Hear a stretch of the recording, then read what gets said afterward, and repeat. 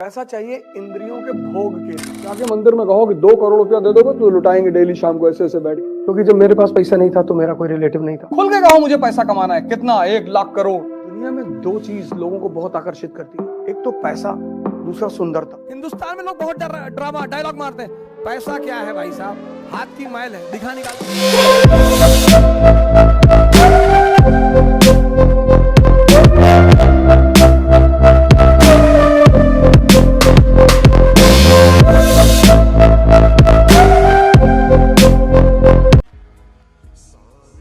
दुनिया में सबसे ताकतवर चीज कौन? पैसा।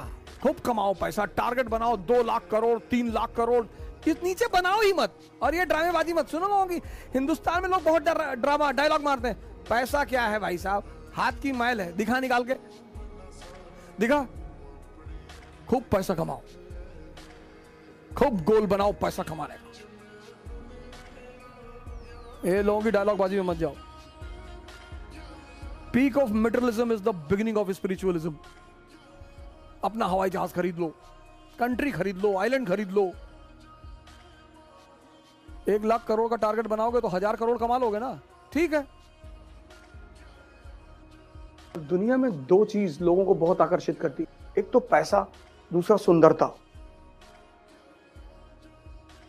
सबको पैसा चाहिए। तुम किसी की डायलॉग बाजी में होता ना, पैसा तो अपराधी भी कमा लेता है लेकिन तुम नहीं कमा पाओगे, तुम भिखमंगे हो। खुल के कहो मुझे पैसा कमाना है, कितना, 1 लाख करोड़। सोच ही रहे हो ना, मार दो, खूब पैसा कमाओ, हवाई जहाज खरीदो, हवाई जहाज में डांस देखो ऊपर 40,000 फीट पे, अकेले बैठे हुए। बहुत लोग आते हैं ना, जैसे गोंडा से हैं, गोरखपुर से हैं, कहीं से सोचते हैं कि रिलेशन मेरा रिलेशन सिर्फ पैसे वाले लोगों से है बस, मैं बाकी लोगों से रिलेशन रखता ही नहीं। क्योंकि जब मेरे पास पैसा नहीं था तो मेरा कोई रिलेटिव नहीं था। मैंने जीवन का वो दौर भी देखा जब मैं अकेले रहा हूं, तो वो दौर मुझे याद है कि रिलेशन मतलब पैसा। तुमको हमसे काम लेना है, हमसे काम लो और भागो यहां से। हमको ये मत बताओ कि हमारा घर भी गोंडा में है तो 2 बीघा खेत दे दो।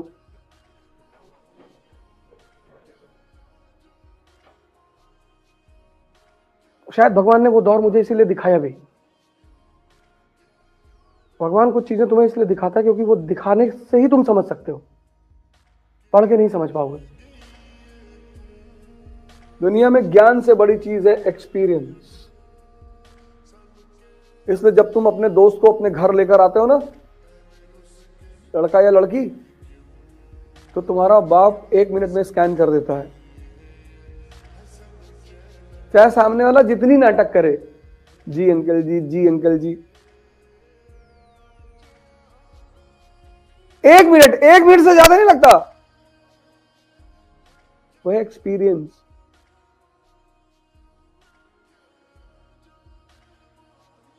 इसलिए तुम दुनिया में पढ़ाई कहीं भी कर लो, कीमत एक्सपीरियंस की होती है। जितनी बड़ी कंपनी उतना बड़ा एक्सपीरियंस। अनुभव एक अलग चीज है ना। इसीलिए जब गरीब आदमी कहता है कि मुझे पैसा नहीं कमाना है, तुम कमा भी नहीं पाओगे।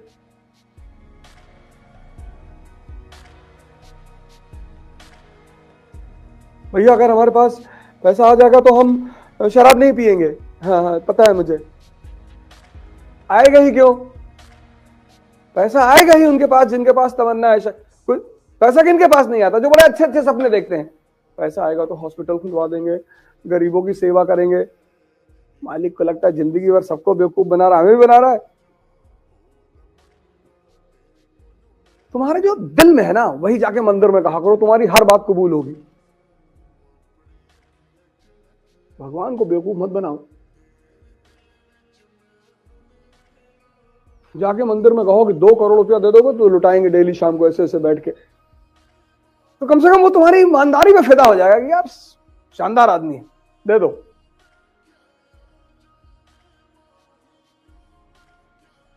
तुम इंसान को तो बेवकूफ समझते ही हो, भगवान को भी समझते हो।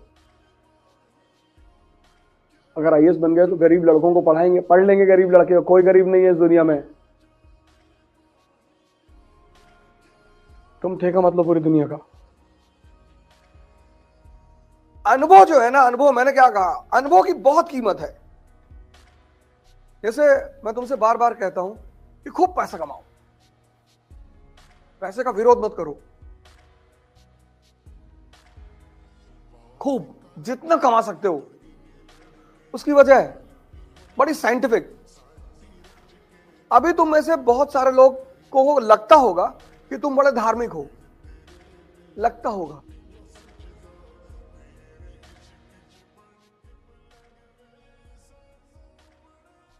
तुमको लगता होगा, मंदिर जा रहे हो, मस्जिद जा रहे हो, तो तुमको लगता होगा, पर शायद तुम होगे नहीं। क्यों? जब तुम पैसा कमाओगे, ये जो इंद्रियों का भोग है ये पैसे पे टिका है।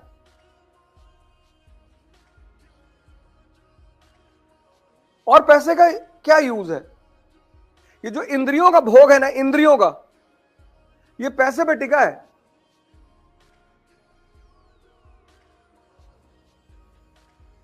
अच्छी गाड़ी चाहिए, पैसा, तो 4 लाख रुपए में भी कार आती है और 4 करोड़ में भी कार आ रही है।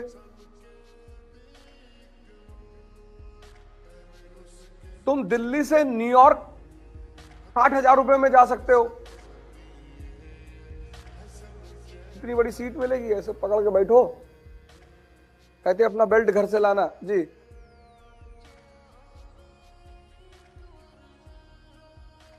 और तुम दिल्ली से न्यूयॉर्क 10 लाख रुपए में भी जा सकते हो। रॉयल क्लास बेड मिलेगा, बाकायदा पायलट आएगा रास्ते में कि भैया उड़ाएंगे।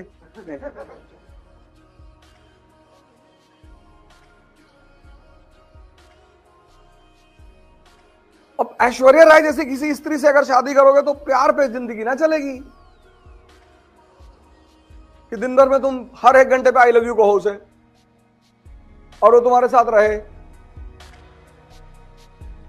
तो सोप होगा 50,000 का, शैम्पू 3 लाख का,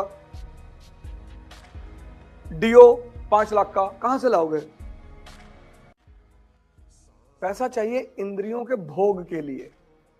money is required to enjoy the senses. तो जब तुम्हारे पास पैसा होगा और तुम भोग करोगे तो हर भोग के बाद तुम्हें एक बात फील होगी, यार सेटिस्फैक्शन नहीं आ रहा है। वो अनुभव होगा तुम्हारा। और उस अनुभव के बाद जब तुम धार्मिक बनोगे ना कि नहीं यार मजा नहीं आ रहा है। सिद्धार्थ के साथ यही तो हुआ। तुम हो सकता है एक स्त्री के लिए परेशान हो, उसके हरम में 2000 स्त्रियां, लेकिन जिंदा दिमाग था, उसको समझ में आया कि नहीं नहीं बॉस, अगर 2000 से मजा नहीं आ रहा तो गारंटी क्या है कि 2001वें से आएगा? तो उसने कहा रास्ता कोई और है।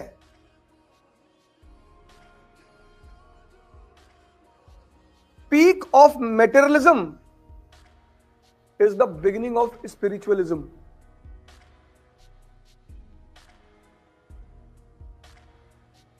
पीक ऑफ अनुभव लो। एक बार मर्सिडीज में बैठो, देखो मन शांत हो जा रहा है।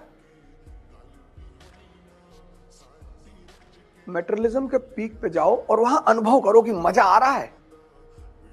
और अगर नहीं आ रहा है तो रास्ता कोई और होगा।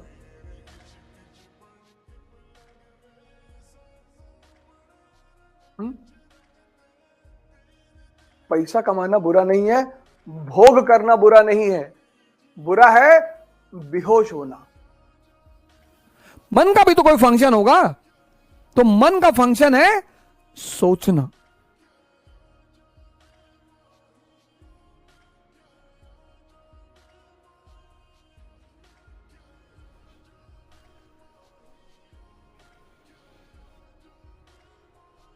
मन का भी फंक्शन है सोचना।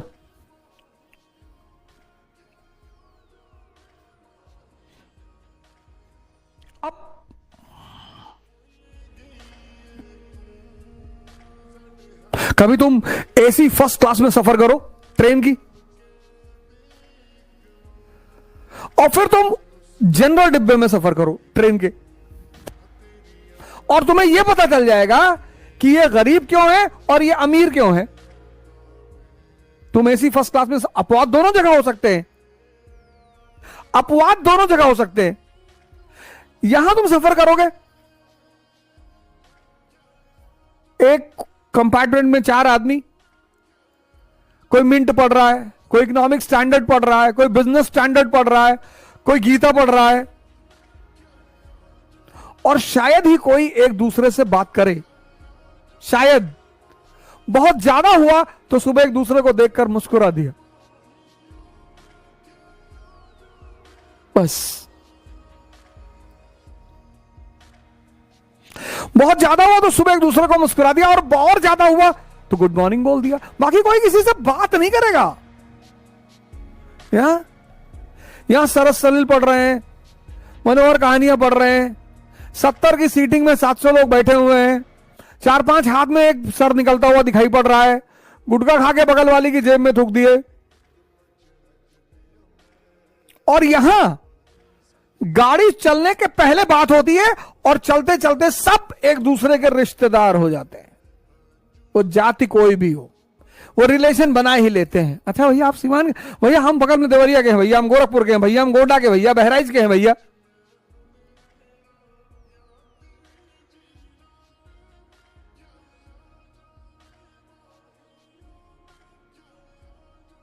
हमारे एक मित्र हैं,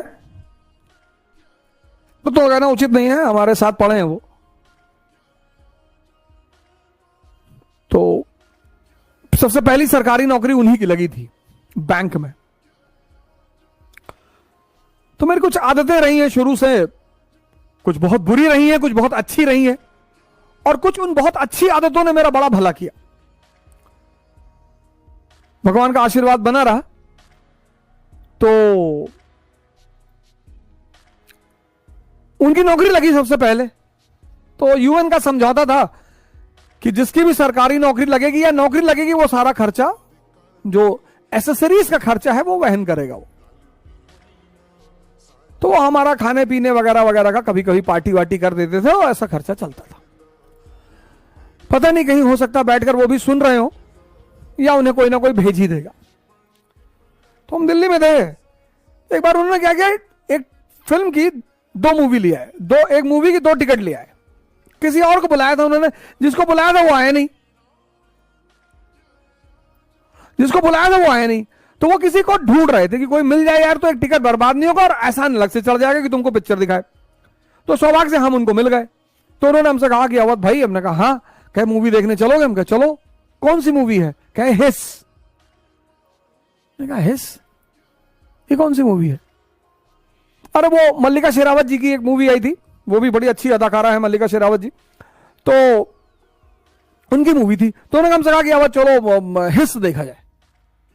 अच्छा, उन्हें क्या क्या थीम है मूवी की? अरे बोले अवध थीम छोड़ो, मल्लिका शेरावत ने 17 किसिंग सीन दिए। अरे मैंने कहा भिखमंगे, हमने कहा तुम तो भिखमंगे रह ही गए जीवन भर, तुम्हारे बच्चे भी रहेंगे। कहावत औकात में होश में रह के बात करना। हमने कहा भागो यहाँ, तुम सोचो किसिंग सीन टीवी पे चल रही है और तुम देख रहे हो, तो मजा आ रहा है, तुम पागल हो। इस दोनों ग्रुप की सबसे बड़ी बात पता क्या है? सबसे बड़ा डिफरेंस क्या है? ये करने वाली चीजों को सोचता है, प्रेम करना है, उस पर सोचना नहीं है, ये सोचता है। ये सोचने वाली चीजों को सोचते हैं। Economy, geography, polity,